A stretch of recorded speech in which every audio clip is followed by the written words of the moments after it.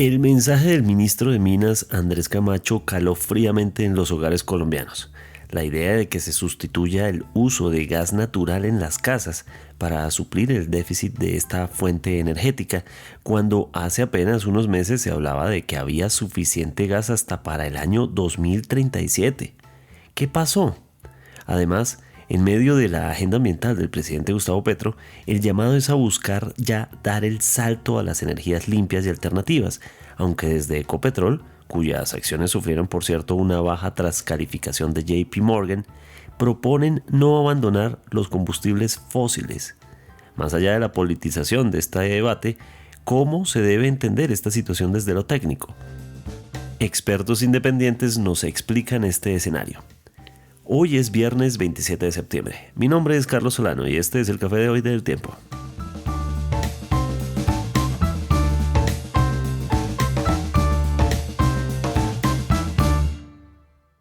El Tiempo es un medio aliado de The Trust Project. Primero, actualizaciones de algunas noticias de las últimas horas para nuestra edición de fin de semana. Condenan al exdirector de inteligencia del DAS por la tortura psicológica que habría impuesto a la periodista Claudia Julieta Duque. Se trata de Enrique Alberto Ariza Rivas, quien deberá pagar una pena de 12 años de prisión. Ya son, con él, 8 los funcionarios de ese desaparecido organismo condenados por este caso. Se trata de hechos que ocurrieron contra la periodista entre julio de 2001 y diciembre del 2004. Al cierre de la edición de este podcast, el momento en el que grabamos, todavía no hay una sanción por los disturbios en el estadio Atanasio Girardot entre Barras Bravas de Nacional y Junior, que se enfrentaron y causaron la suspensión del partido. De nuevo es otro episodio de violencia en el fútbol en el que quedan imágenes en video, fotografías de los implicados, se ven cuchillos en las graderías del estadio, lo que ha generado conmoción, pese a que no es la primera vez que esto queda registrado en cámara y que ocurren hechos de estas características. Esto ocurrió después del minuto 56 cuando Nacional anotó el segundo gol en la victoria parcial 2-0. Fue a partir de ahí que se desataron los disturbios dentro del escenario. Al parecer los originaron hinchas del Junior, alrededor de 300 que llegaron al estadio antioqueño y se ubicaron en la parte alta de la tribuna norte. De acuerdo con lo comentado en la transmisión del canal Win Sports, las barras del Junior arremetieron contra algunos hinchas verdolagas, traspasando la zona que les habían asignado. Dagoberto Quiroga, quien renunció a la dirección de la Superservicios, dice que cree que hay un complot para sacarlo porque desde presidencia filtraron su renuncia. Así lo dijo quien buscaba, dice, ser un amigable componedor en la situación técnica y económica que hay entre la empresa AirE y la firma de William Vélez. Recordemos que recientemente el gobierno Petro decidió intervenir la empresa AirE, que cobraba unas tarifas estrambóticas en los servicios de energía eléctrica en la costa Caribe, lo que había generado todo un movimiento. Asimismo, hay que decir que las tarifas de AirE van a bajar, según anunció en algún punto el alcalde de Barranquilla, Alejandro Char, a partir de las gestiones realizadas por el gobierno para presionar a la empresa y que redujera las tarifas.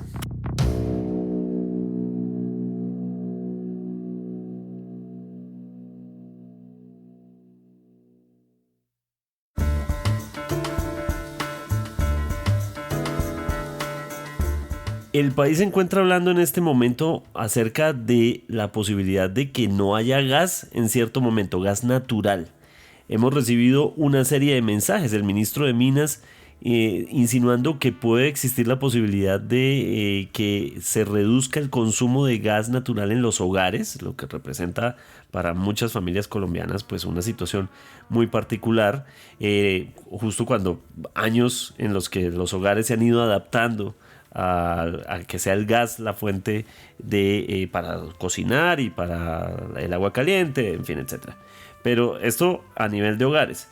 Pero también estamos hablando a nivel macro de la posibilidad de que el gas no sea suficiente y de que en el 2025 y 2026 tenemos un reto importante. Y al mismo tiempo se da una conversación en la que el presidente Petro insiste en la necesidad de buscar las energías alternativas, y por otro lado el presidente de Ecopetrol dice que ante el problema de gas natural se busque una posibilidad con combustibles fósiles, lo cual es una particular cruce de ideas con respecto al futuro que tenemos por delante. Pero es muy importante hablar de esto desde lo técnico y entender en qué situación estamos realmente. Por eso hemos invitado al profesor Mario Palacio, quien es profesor de la Universidad Pontificia Bolivariana de Medellín quien además es experto en sistemas energéticos, energías renovables, y quien hace parte de un observatorio sobre energías alternativas. Bienvenido, profesor Palacio. Sí, es un gusto, gracias por abrirme la posibilidad de participar en su programa y bueno, desde aquí, desde la Universidad Pontificia Bolivariana, en este caso en su seccional desde Montería, contribuir a esta discusión tan importante para, pues, para toda la infraestructura a nivel nacional desde lo que tiene que ver con la parte energética, que es fundamental. De acuerdo. Lo primero es ir a la pepa de la discusión.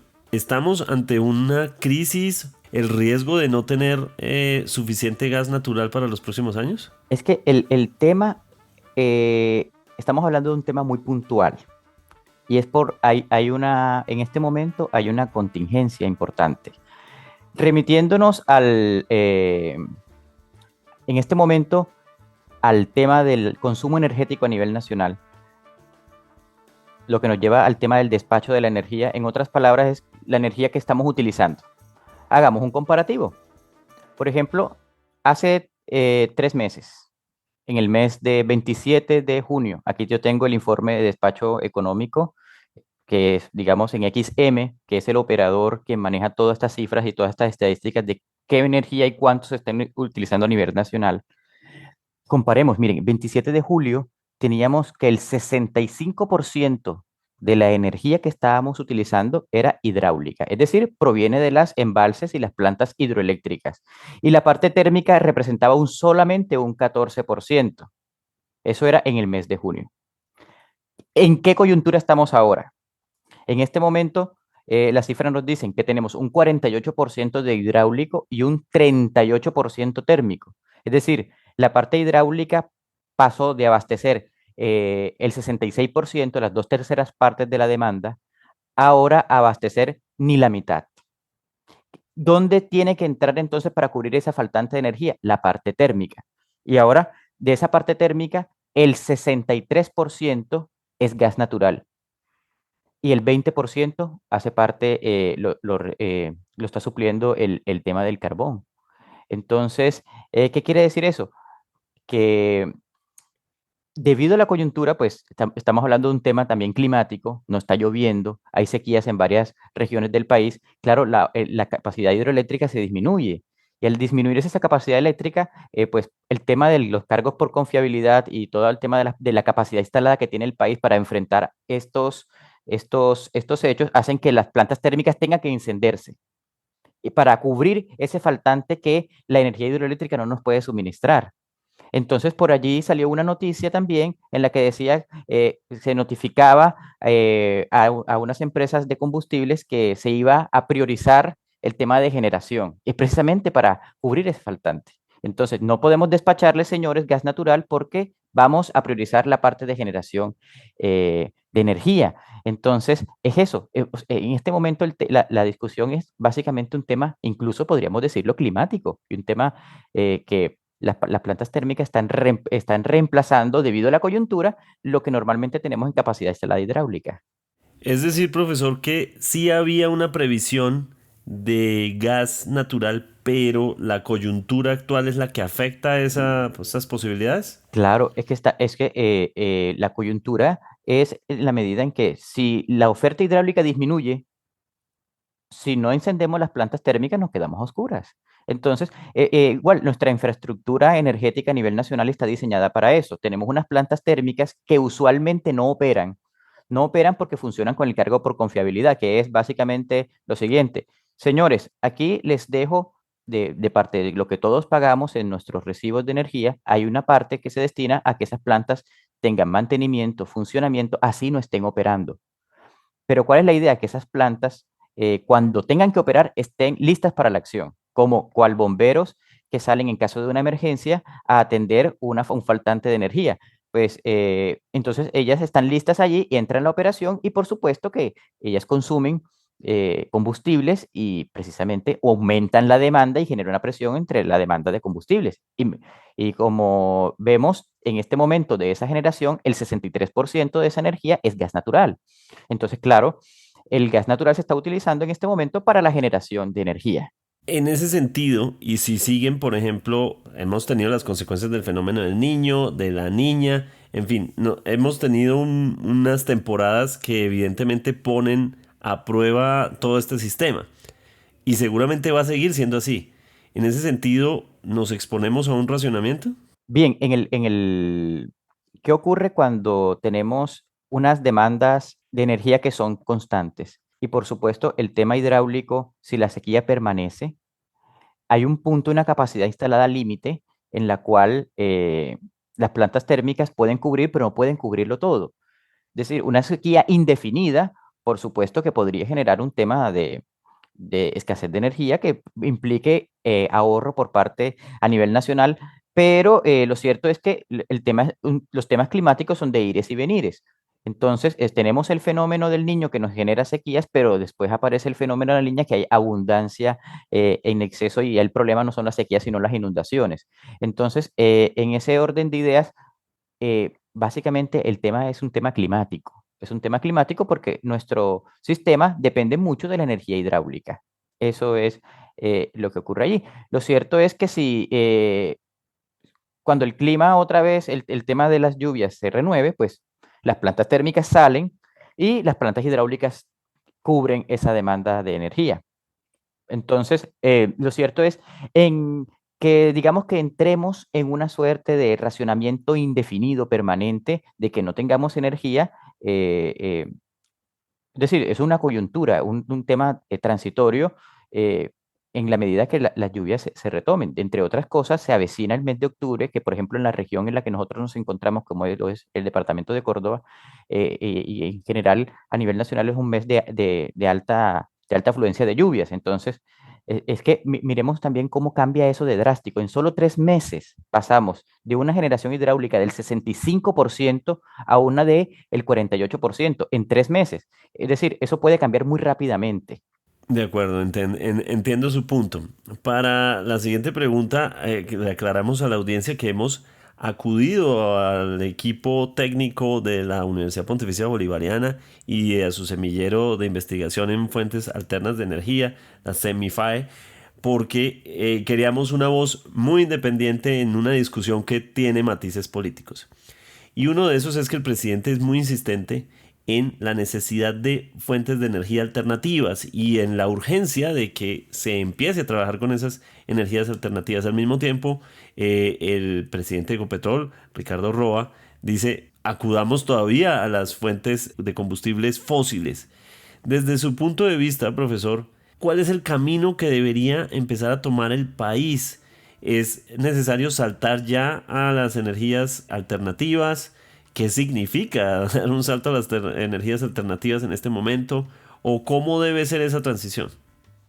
Lo cierto es que, aunque suene un poco, digamos, las declaraciones de aparte y parte del presidente Ecopetrol y del presidente de la República parecen contrarias.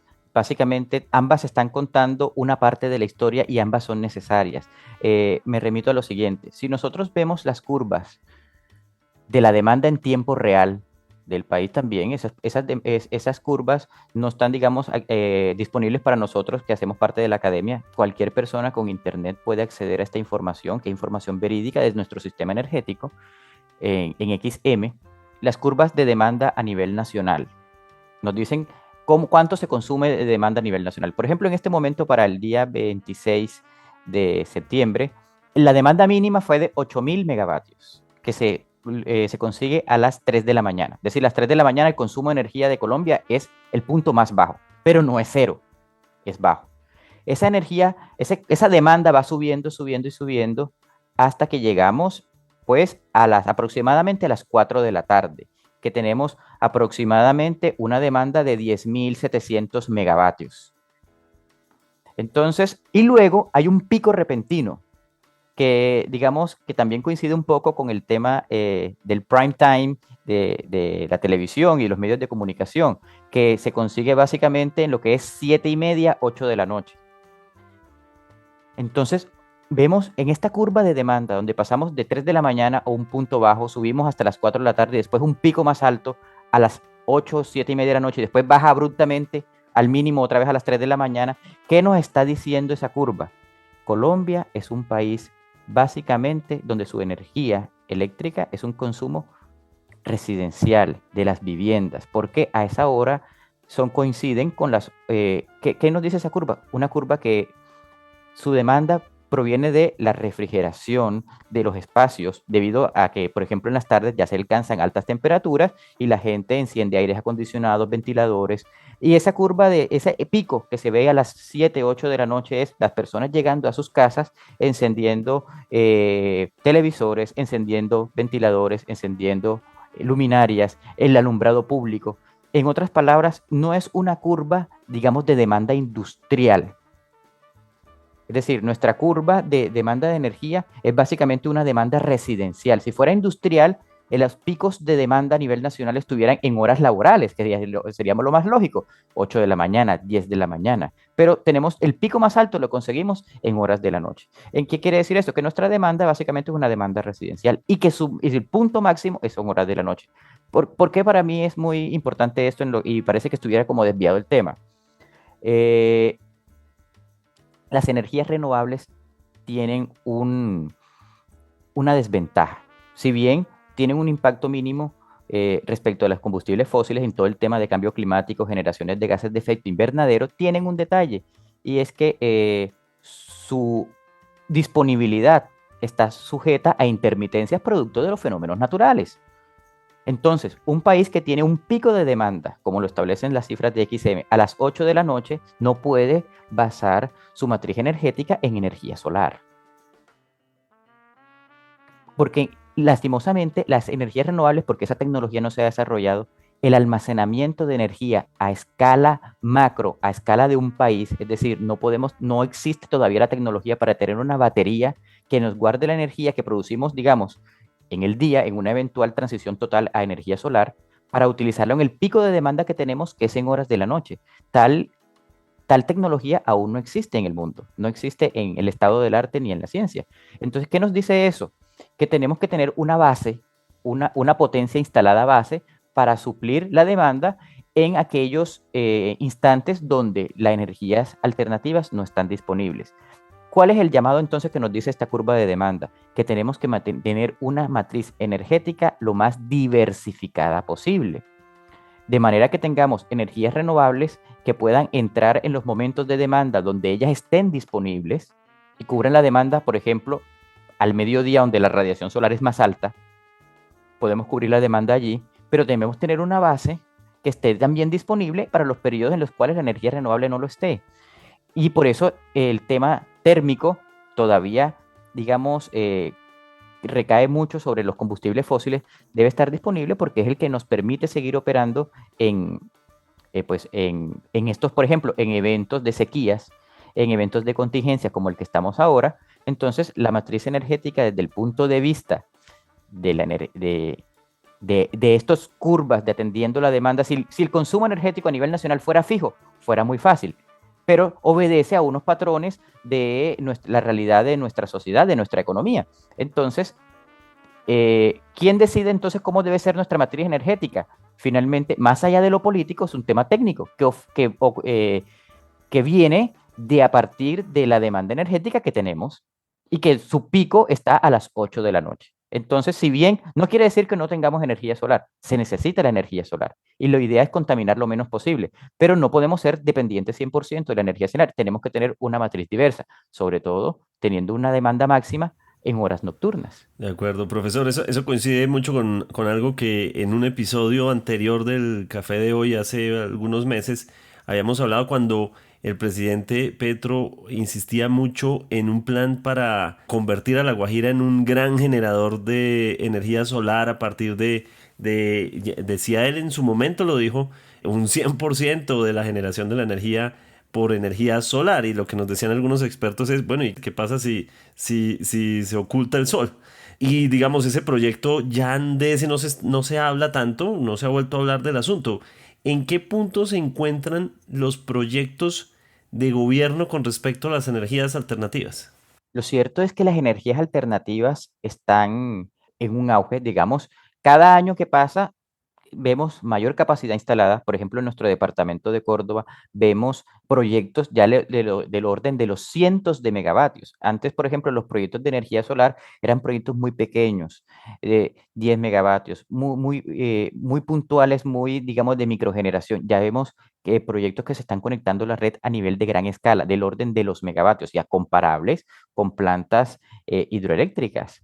Entonces, vemos que en los últimos gobiernos todo empezó en el gobierno del presidente Juan Manuel Santos, apareció la ley 1715 que le dio la apertura a todo el tema de energías renovables. En el gobierno del presidente Iván Duque también hubo todo un desarrollo y se empezaron a gestar todos estos proyectos de generación de energía solar y también por el tema del hidrógeno y demás, pero sobre todo energía solar. Y en el gobierno del presidente Gustavo Petro también se están consolidando esos proyectos. Es decir, Colombia va digamos, en ascenso en las energías renovables. De hecho, si uno consulta las cifras, el despacho programado para mañana tiene de fuentes de energías no convencionales alrededor de los 241 megavatios hora día. Tenemos fuentes de energías no convencionales por el orden de 11.000 megavatios hora, donde está, es decir, comparemos 11.000, estamos ahora 2024. Y esas fuentes alternas de energía, si nos remitimos al mismo informe para el mismo día, pero de hace 2 años, era del orden de 1.800. Wow. Entonces vemos un incremento casi que por 5 en la producción de fuentes de energías no convencionales. Entonces allí vemos claramente cómo la tendencia de todos estos proyectos, ha sido una política casi que de Estado, más que todo, y que ha trascendido los diferentes gobiernos, de incremento en el tema de la generación de fuentes de energías no convencionales. Lo dicen claramente, más allá de los proyectos y digamos de los anuncios que se dan, se está viendo en cifras puntuales y concretas de la demanda y del aprovechamiento, perdón, sí, del uso de la energía que estamos haciendo a nivel nacional. Estábamos despachando 1.800 megavatios hora día de fuentes de energías no convencionales y ahora estamos en el orden de los 11.000. Entonces, se está multiplicando por 5. ¿En cuánto? Básicamente en 2 años. O sea, es un avance casi que exponencial. Por lo que quiere decir que las energías cada vez están tomando más partido en apoyar esta torta o este mix de generación de energía, y en la medida que tengamos mayor, es que más allá de que si son convencionales o no, lo que interesa es que esas piezas de pastel cada vez sean más amplias para que el país tenga mayor seguridad energética y tengamos también mayor diversidad en las diferentes fuentes, porque entre más diversidad tengamos, seremos menos vulnerables ante eventos, digamos, coyunturales, de sequías, por ejemplo, de temas climáticos, inundaciones, escasez o fluctuaciones en los precios internacionales de los combustibles. Por ejemplo, un ejemplo contrapuesto. Si tenemos fenómeno de la Niña, donde hay muchas lluvias, la generación hidráulica incluso se podría incrementar muchísimo, pero el exceso de nubosidades nos restaría por el lado de la energía solar. Y ocurre lo contrario. Si tenemos sequías, por supuesto, la menor nubosidad nos generaría mejor despacho, mayor producción de energía solar, pero en contraprestación de la hidráulica. Entonces, digamos que en esos casos, para la demanda diurna, por supuesto, ahí tendríamos cómo las energías renovables estarían, digamos, supliendo ese requerimiento energético, cosa que hoy estamos cubriéndolo con la parte térmica. Sin embargo, insisto que tiene que haber una base de demanda, una base digamos, de capacidad instalada para los eventos en los cuales definitivamente no tenemos energía no convencional disponible. debe haber una base térmica. ¿Por qué la base térmica? Porque es que la que tenemos mayor control. Los combustibles se pueden almacenar, el sol no se puede almacenar, el viento tampoco. Y energéticamente, la energía eléctrica, es decir, la potencia eléctrica no se puede guardar en una batería como la del teléfono a escala de un país. Eso es lo que pasa.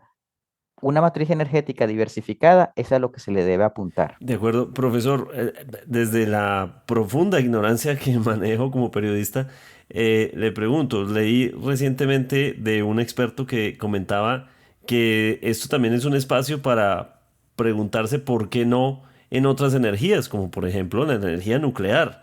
Para los que no sabemos nada sobre el tema, hablar de este tipo de fuentes, suena muy estrambótico.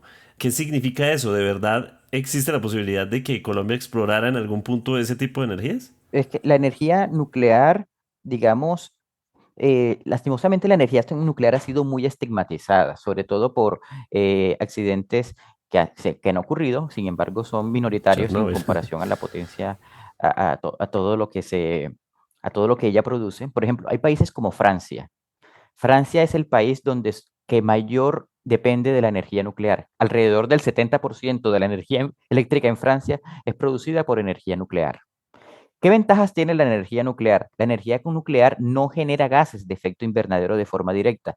Lo que vemos, digamos, sí, pero dicen, bueno, ellos deben estar quemando algo porque se ven unas chimeneas eh, eh, que emiten gases. Lo cierto es que los gases que ellos están emitiendo es vapor de agua, producto del enfriamiento de su proceso térmico, pero ellas no emiten CO2 a la atmósfera. En realidad, la energía nuclear es una energía, desde el punto de vista de los gases de efecto invernadero, muy limpia. ¿Cuál es el problema de la energía nuclear? Digamos que requiere, por ejemplo, un tema de minerales, uranios y un manejo de estos minerales que es costoso y también que está en, digamos, que los yacimientos son muy escasos y muy puntuales alrededor del mundo. Entonces, eso lo complica un poco. La otra complejidad es que requiere de una capacidad técnica y un capital humano muy importante. Se necesitan físicos nucleares, ingenieros eléctricos, es decir, eleva, digamos, tiene un requerimiento de talento humano y de parte técnica muy fuerte. Y además es costosa en la medida en que las plantas son costosas de construir, porque requieren, por temas de seguridad, unos muros de contención, por ejemplo, que tienen del orden no de centímetros, sino de varios metros de grosor para resistir cualquier eventualidad. Entonces, eso hace que eh, la planta nuclear es una inversión muy costosa. Sin embargo, es una energía, desde el punto de vista de los gases de efecto invernadero, muy limpia. Es una energía muy limpia. El problema es que es costosa. De hecho, esto no es exclusivo, digamos, de los países nórdicos o de los países, digamos, desarrollados en Latinoamérica. Hay ejemplos de plantas de energía nuclear. Argentina, si no estoy mal, y Brasil tienen plantas de energía nuclear. Si bien no hace parte importante de su mix de energía, eh, pues se tienen. Es decir, en Latinoamérica hay plantas de energía nuclear. Países, por ejemplo, también como España, dentro de su matriz energética, tienen plantas de energía nuclear. Y hay países, por ejemplo, en España, algunas de esas plantas se han cerrado. El problema es que se cierran más allá a veces del tema mediático, de las protestas que hay contra la energía nuclear, que a veces las protestas son más desde el punto de vista mediático que desde lo físicamente técnico en cuanto al tema contaminantes, digamos. Una planta de carbón emite más CO2 a la atmósfera que una planta de energía nuclear directamente, eso está visto. Sin embargo, la energía nuclear, digamos que no tiene muchos amigos. No tiene muchos amigos, digamos, en el público en general, pero si uno consulta en el gremio de la ingeniería, en el gremio académico, la energía nuclear, de hecho, algunos académicos afirman que la energía nuclear, digamos, es un paso necesario necesario pero transitorio para hacer esa migración a las energías alternativas y esa transición energética descarbonizada, porque finalmente la energía nuclear es prácticamente una fuente de energía descarbonizada. El tema es que es una energía que es muy costosa, las plantas son muy complejas de construir, de manejar, de mantener y requieren un capital y un talento humano importantísimo Y eso es ese es el reto que ellas presentan. Entendido, profesor. Y bueno, volviendo a nuestro tema central, que es pues la alerta que significa decirle a los colombianos, ojo que tenemos que gastar menos gas natural.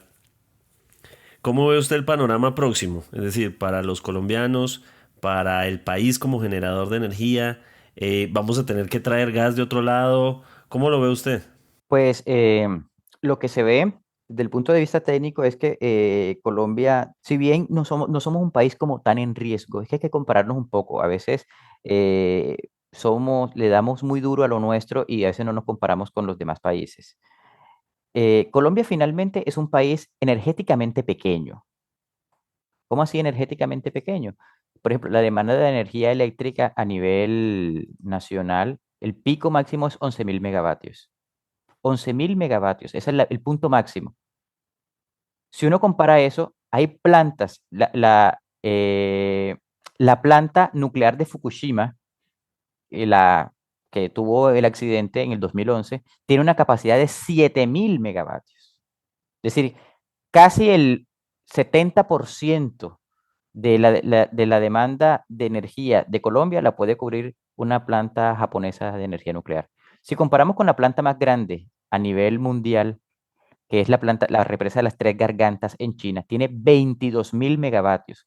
Es decir, esa planta en China, la más grande del mundo, puede encender todas las luces y todas las bombillas y todos los motores eléctricos y todos los dispositivos en Colombia que demanden energía 2 veces. O sea, una sola planta de China, que es la más grande, podría prender todas las luces de Colombia 2 veces. Entonces, Colombia es un país energéticamente pequeño. ¿Y qué quiere decir eso? Que digamos que suplir nuestra demanda de energía no es que sea complejo, no es complejo. ¿Qué es lo que tiene que procurar Colombia? Una matriz diversificada, que si no hay gas, hay energía solar, que si no hay energía solar, está la hidráulica. Si no está la energía hidráulica, tenemos a nuestra disposición las energías alternativas. Colombia es un país muy rico, rico hidrológicamente, rico en yacimientos de carbón, tenemos petróleo. Hay países que, por ejemplo, no lo tienen. De hecho, ¿por qué Francia tiene energía nuclear? Porque básicamente Francia no tiene combustibles fósiles a su disposición y depende mucho de la energía nuclear, que también genera presiones geopolíticas, porque si su suministro de uranio se ve en problemas, van a tener un problema energético. ¿Por qué? Por depender tanto de una fuente de energía. En otras palabras, Colombia le debe apuntar sí, a una transición energética, sí, pero manteniendo una diversidad en su matriz energética que le permite tener seguridad energética. Es que la seguridad energética es, además de capacidad, es de diversidad. El dicho colombiano popular: no se deben poner todos los huevos en la misma canasta. Entonces, y trabajar con lo que tenemos, tenemos un país muy rico que tiene mucho potencial. Por ejemplo, tenemos todo un potencial. Miren cómo está creciendo. Repasamos lo que vimos ahorita. Pasamos de 1.000 y tantos, 1.800 megavatios hora día a 11.000 y tantos megavatios hora día. Es decir, multiplicamos nuestra capacidad de energías no convencionales casi que 5 veces o más. Entonces, hay un potencial de crecimiento en las energías renovables que, es decir, no hemos conseguido el techo. No tenemos un techo todavía que nos diga que hay que apuntarle. Entonces, hay que apuntarles a todo. Seguir con las energías no convencionales, y también tenemos que, por seguridad de nuestra matriz energética, dependemos de las plantas térmicas que lastimosamente emiten gases de efecto invernadero, pero como le comentaba, Colombia es un país que a nivel mundial su peso en el consumo de energía es pequeñísimo, pequeñísimo. Hay plantas eléctricas, por ejemplo, la planta de Iguazú compartida, la represa de Itapú, que es compartida entre Brasil y Argentina, tiene una capacidad instalada que podría encender toda la demanda energética de Colombia, una sola planta. Entonces, Colombia es un país energéticamente pequeño y, por lo tanto, en teoría, al ser pequeño, no nos debe quedar muy difícil abastecerlo energéticamente. Pero siempre abastecerlo desde el punto de vista de la diversidad energética, para tener seguridad energética.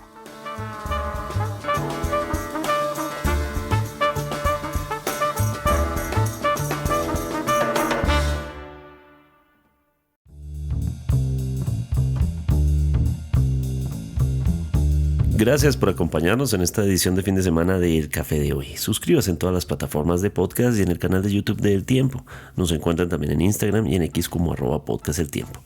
Además, si quieres recibir a través de WhatsApp la notificación de cada nuevo episodio, siga el enlace que se encuentra en la descripción o envíenos un mensaje con la palabra suscripción al teléfono 320-353-27 y haga parte de la comunidad de El Café de Hoy. Este episodio fue producido por Juan Alejandro Motato. Mi nombre es Carlos Solano. Nos volvemos a escuchar el próximo lunes.